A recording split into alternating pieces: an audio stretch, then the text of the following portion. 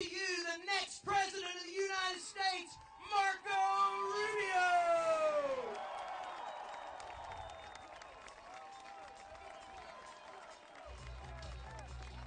Thank you. Wow.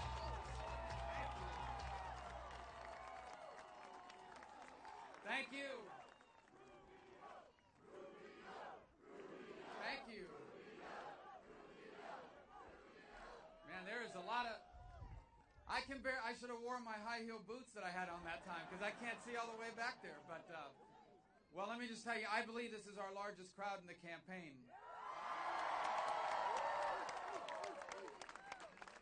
And I'm so grateful. This is our first event after a great night in South Carolina. And I want you to believe something. I know how difficult things may seem, but I want you to believe this because it's true.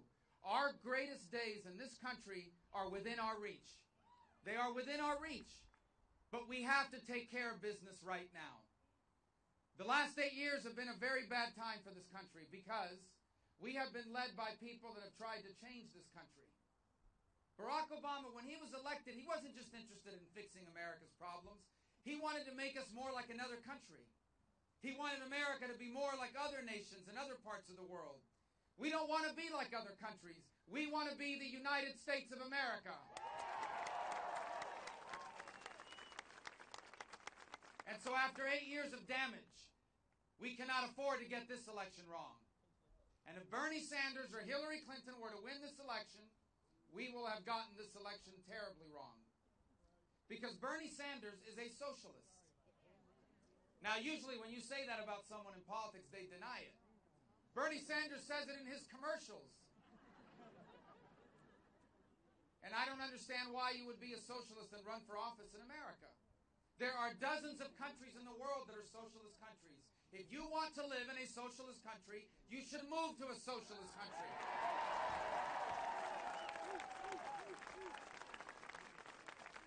Their other candidate is, you may have heard of her name is Hillary Clinton. Well, Hillary Clinton is not qualified to be President of the United States.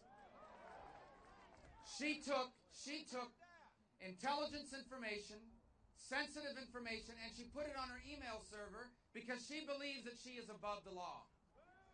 I am convinced that her plan was she was going to win an election and then she would pardon herself. No one is above the law.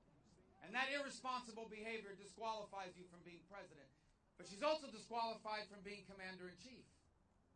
Because on the 11th of September of the year 2012, 4 Americans lost their lives in the service of our country in Benghazi. And she knew that they lost their lives because of a terrorist attack. And yet when she spoke to the families of those 4 Americans, she lied to them. She told them that they had died because of a video.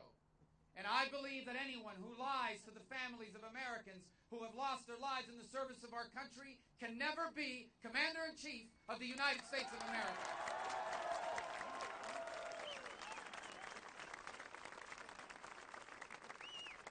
So we have to win this election. And how do we win this election? First, we win it by coming together. Now, we're still going to have our primary. It's a smaller field this morning than it was yesterday. But we're going to continue to work hard in this primary. We want to do well here, and that's why I'm here to ask you for your vote. Because we need to win, and we need to come together. Eventually, if we're still fighting against each other in October, in September, we are not going to win. And not winning doesn't just mean the other party's in charge. Not winning means that all of these policies that have haunted us for 8 years, many of them become permanent. If we lose this election, Obamacare is permanent.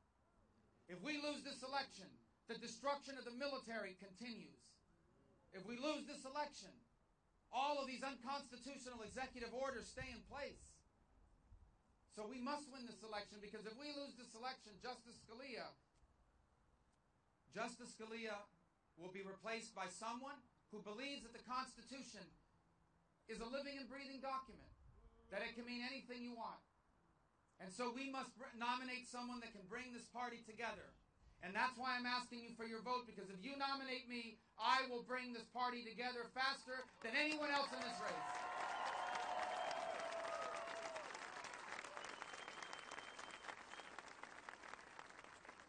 And it's it's not just enough to come together. We have to grow this party, which means we have to take our message to people that don't vote for us now, to people that have been told for over 2 decades that Republicans and conservatives don't care about people like them.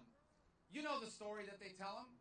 The Democrats and big government is good for the working people, and Republicans only care about the rich. Well, we don't have anything against people that have been financially successful. We celebrate financial success.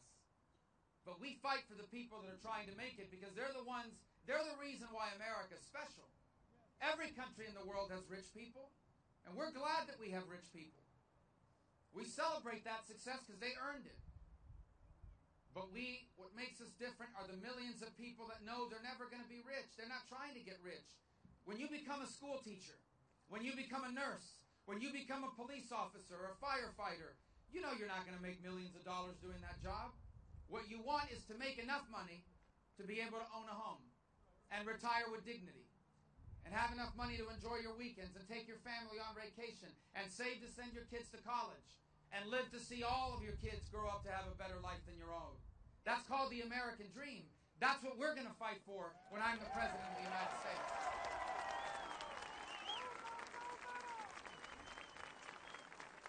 We will take our message to people that are living the way that I grew up. Because my parents never made a lot of money. My father was a bartender at a hotel. My mother was a stock clerk at Kmart. She built aluminum chairs at a factory. She was a maid at a hotel in Las Vegas. And yet my parents, although they never made a lot of money, they were successful people because they lived the American dream. And America, when we're in charge, is going to be a country where parents can still do for their children what my parents did for me and your parents did for you.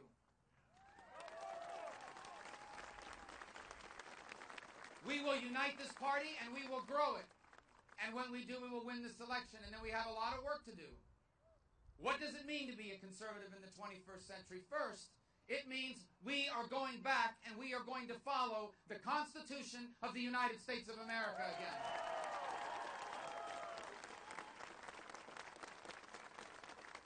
A Constitution that says that you have a constitutional right to live out the teachings of your faith in every aspect of your life. A Constitution that says that you have a right, according to the Second Amendment, to protect your family, your property from criminals and terrorists and anyone who will threaten you.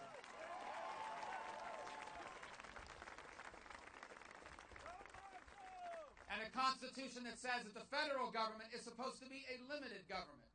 There is not a federal answer to every problem in this country. In fact, there is not a federal problem to most of the problems in this country.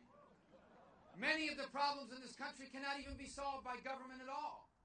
They have to be solved in our homes, in our communities, in our job as a mother and a father, as a husband and a wife.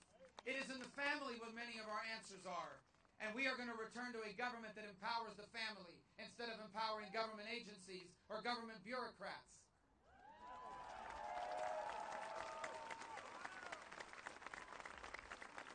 And if there is a government solution, it is likelier to be at the state and local level.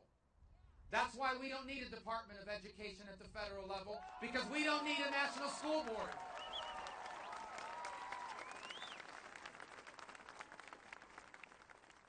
When I'm in the White House, we're going to return to limited government and we're going to return to free enterprise.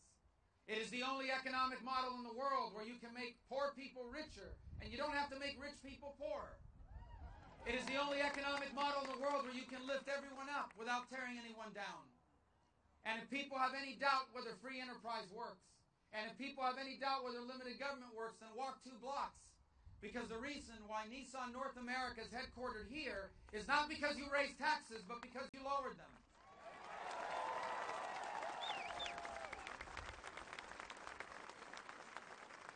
Free enterprise works. And that's why we need to fix our tax code so we can compete again and roll back regulations and balance our budget by saving Social Security and Medicare and fully utilize all of our energy resources and repeal and replace Obamacare once and for all.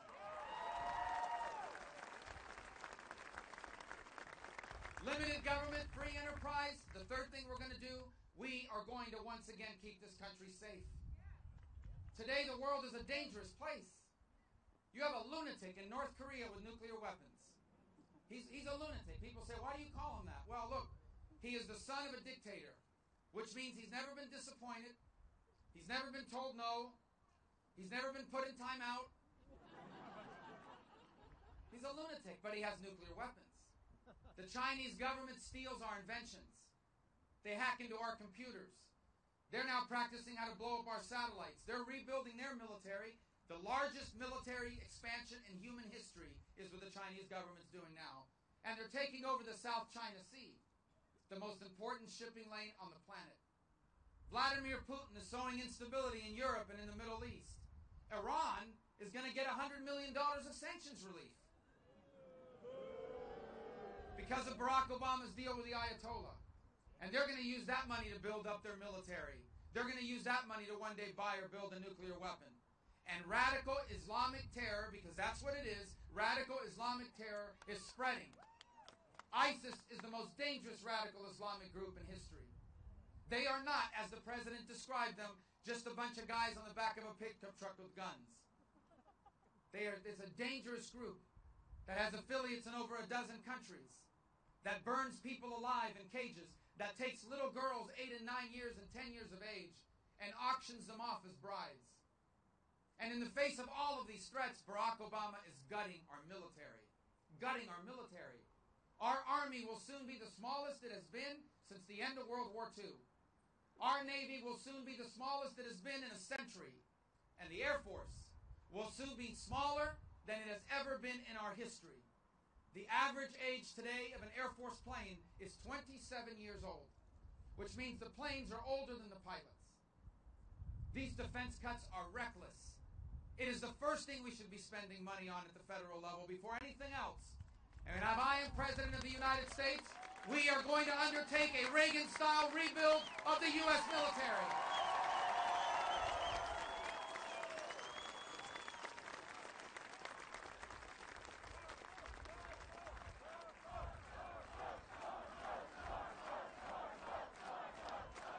Thank you. Don't say polo. Please don't say polo. I hated that game growing up. I really did, actually.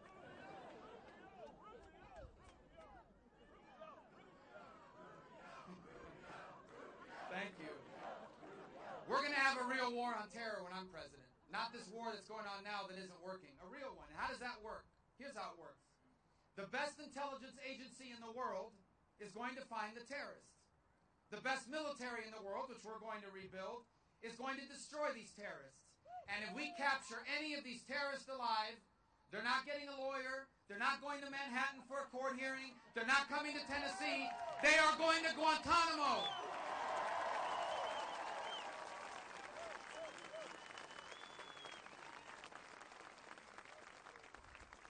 And we are going to take care of our veterans again when I'm President of the United States of America. If you are a veteran or you have a loved one serving now or in the past in the armed services of our country, would you raise your hand so we can thank you? Unreal. Thank you so much. Thank you. My brother was a veteran. My brother's a veteran. He traveled with me to South Carolina. He was a Green Beret in the 7th Special Forces, 68 through 71. Some Green Berets here, maybe. He's 21 years older than me. Fort Bragg, yes, sir. 21 years older, so he's not here today, but I get to tease him now because I have the microphone and he's just in the crowd. So when I introduce him, I say, that's my brother. I know what you're thinking, but no, that's not my dad. That's my brother. 21 years older. Well, my brother, when he was in the Green Berets, he jumped out of a plane one day as a practice jump and he knocked out his front teeth. So every few years he has to go to the VA to get a dental claim done. And every few years he has to fight through it. They ask him, how do we know this really happened in the Army? He says, well, it's the only time I jumped out of a plane.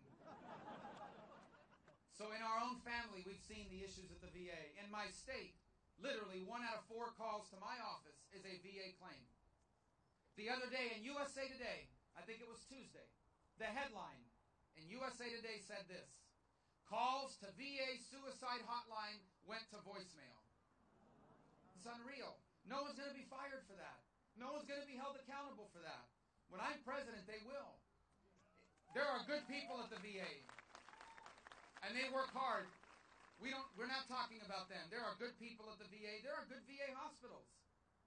But if you're not doing a good job at the VA when I'm President of the United States, you will be fired.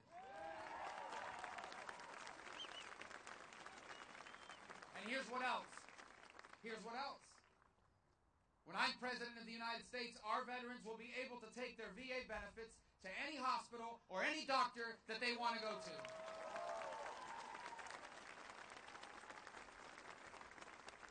And by the way, I'm honored that so many of our veterans, when they come home, they don't stop serving. Many of our veterans become police officers and firefighters. So I want to just take a moment to thank the police officers and the firefighters for what they do for us every single day.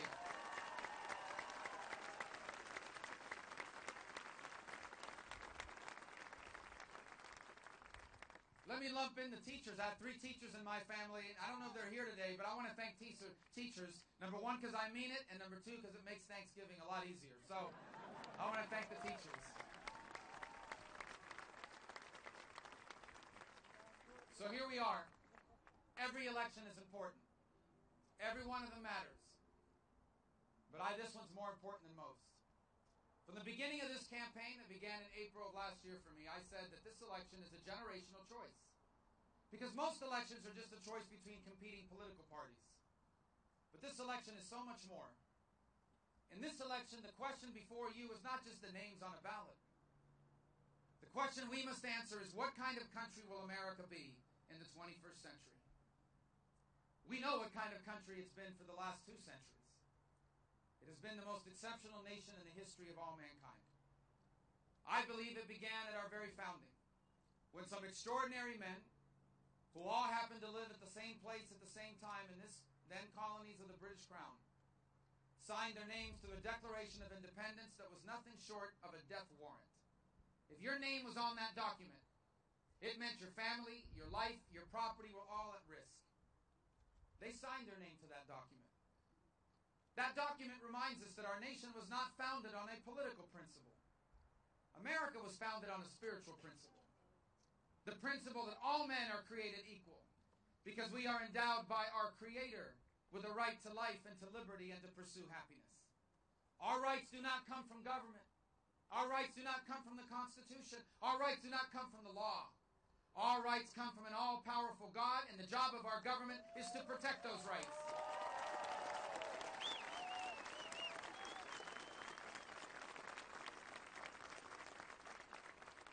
But it is this belief that we are all equal. It is this belief that our rights come from our Creator that set in motion a series of events that in this nation led to the greatest nation in the history of all mankind. For here we embraced individual liberty because we believe that God created man to be free. Here we embrace free enterprise because we believe God created man to fulfill their dreams and their potential. Here we embraced a republic because we believe that the job of our leaders is to serve the people and not the people serve the leaders. And the result is this extraordinary nation, a place where our Judeo-Christian values formed our society into a strong one. We became the most generous people in the history of the world. Americans give more to charity than most governments do. Not because the government makes us, not because you get a 60% write-off on your taxes, but because we are taught by our faith, we are commanded by our faith to care for the less fortunate, to feed the hungry and clothe the naked and house the homeless. And the result is an incredible nation. Now, when you are born and raised in a country like I have been, in this one, and you do not know what life is like in any other place, I believe sometimes it's easy to take for granted how special America truly is. But one of the blessings I have had is that I was raised by people that knew what life was like outside of America. And so they always taught me how special life was in America. My parents were both born on the island of Cuba. They came here in 1956 with nothing. They barely spoke English. The first words my father learned in the English language was, "I'm looking for work." My father had not gone to school past the age of 9. His mother died 4 days shy of his 9th birthday. And so he had to go work, and he would never go back to school. He would work for the next 70 years of his life. My mother was one of 7 girls raised by a disabled father in rural Cuba. My mother says her and her sisters never went to bed hungry, but she's sure her parents did many nights. When they came here in 1956, they didn't know anyone. They had few skills. They had big dreams and not much more. And life in America was not an instant success. Years later, my parents admitted to me they struggled. They were discouraged. They wondered out loud whether they had made a mistake. They even contemplated at one point going back to Cuba. I thank God every night they did not. They stayed. They persevered. And less than 10 years after they came here with nothing, my parents owned a home. My father was a bartender on Miami Beach, and they owned a home in a safe and a stable neighborhood.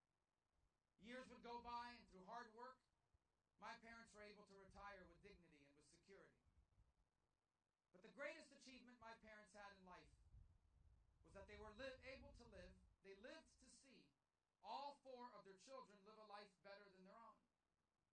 Their life had meaning and it had purpose. Their sacrifices meant something because they were in the one place on earth where if you work hard and you sacrifice, not only can you achieve a better life, but you can give your kids the chance to be everything you always wanted to be, but never could. And the reason why I say that is because although that is my story, that's not just my story. As Americans, that is our story. There are a lot of people here today. Only a few of you have I ever met in person. I don't know your personal story. And yet I know this. Because you're Americans, you, like me, are just a generation or two removed from someone who made your future the purpose of their lives as well. In this country, we are all just a generation or two removed from someone like that.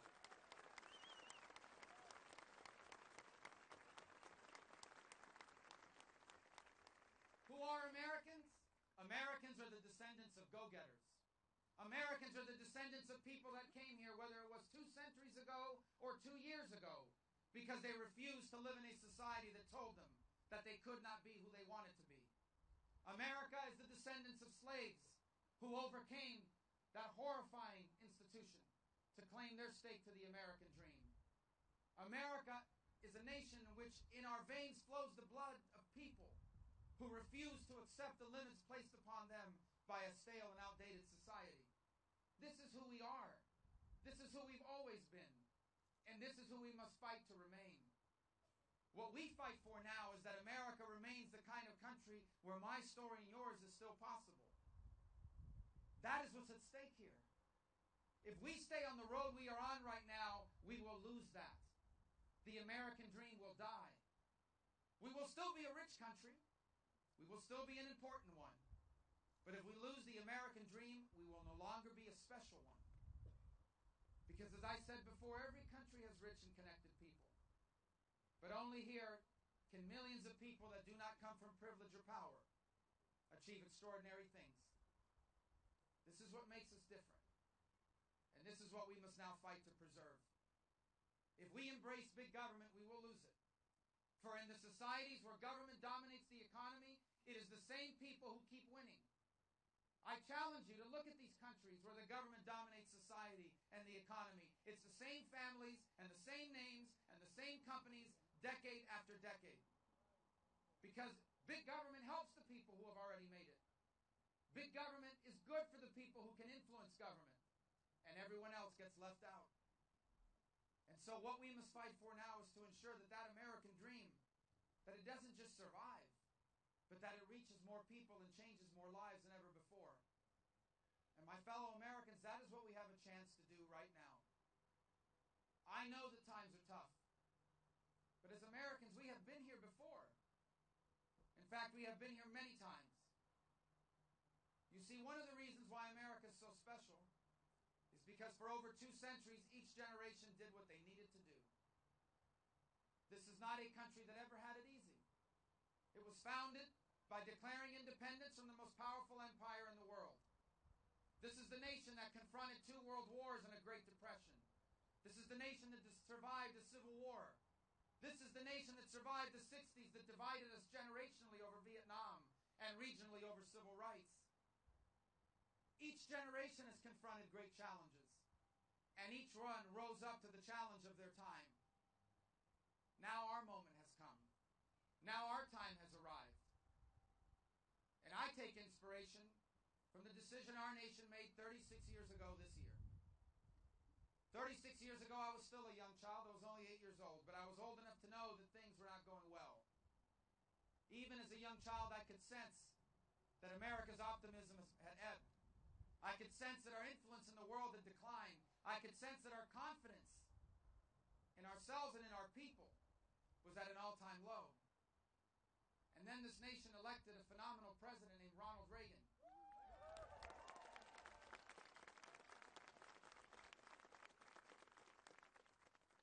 And just as important as what he did, Reagan influenced the whole generation by what he believed.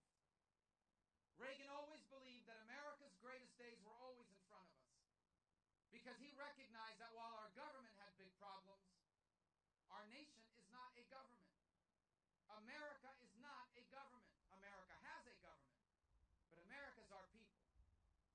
And who are the American people? They are the people that will get up tomorrow morning early to go to work. And they're raising their children, and they're volunteering in the community, and they're donating to charity, and they're raising their families, and they're putting their kids in the right schools, and they're opening up new businesses, and they're working hard at the place that they work. That's America. Our people are still a great people. We just have a bad president. And in 2016, we are going to fix that. We are going to fix it.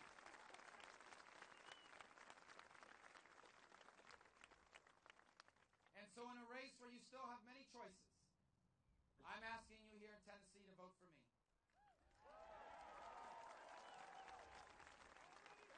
If you vote for me, I will unite this party. If you vote for me, I will grow this party. If you vote for me, we will win this election. The Democrats do not want to run against me, but I cannot wait to run against them.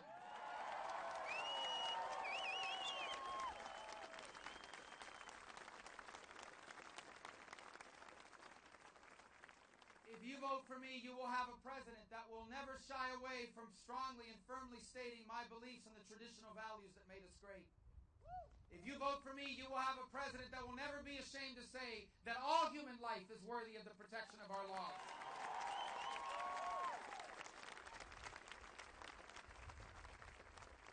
And if you elect me, I will be a president for all Americans. Even the Americans that don't agree with me. Even the Americans that don't like me. Even the Americans that protest against me. Even the Americans that say nasty things about me on Twitter, I will cut their taxes too.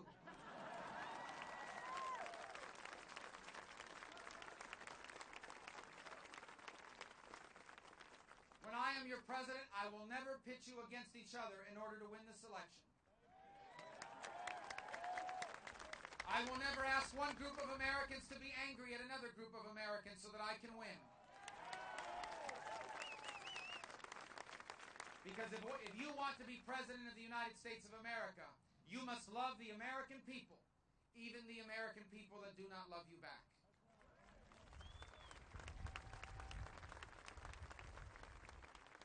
We have a lot of work yet to be done in this campaign and in the years to come. But I want to leave you with this. If you elect me president of the United States, this generation will do its part. If you elect me president of the United States, we will return to the principles that made us the greatest nation in history, and we will apply those principles to the challenges of the 21st century. And I want you to know what history will say about this generation when we do what needs to be done. Here's what history will say of us. It will say that we who lived in the early years of this new century faced a difficult and rapidly changing world. And we almost got it wrong. We almost got it wrong. But then, like all the Americans that came before us, we remembered who we were. And we rose up to the challenges, and we solved our problems, and we embraced our opportunities. And when our work in this generation was done, our children became the freest and the most prosperous Americans that ever lived.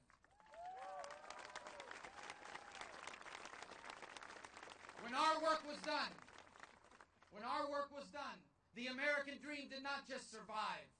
It reached more people and changed more lives than ever before. And because we did what needed to be done, the 21st century was not just as good as the 20th century, the 21st century was better.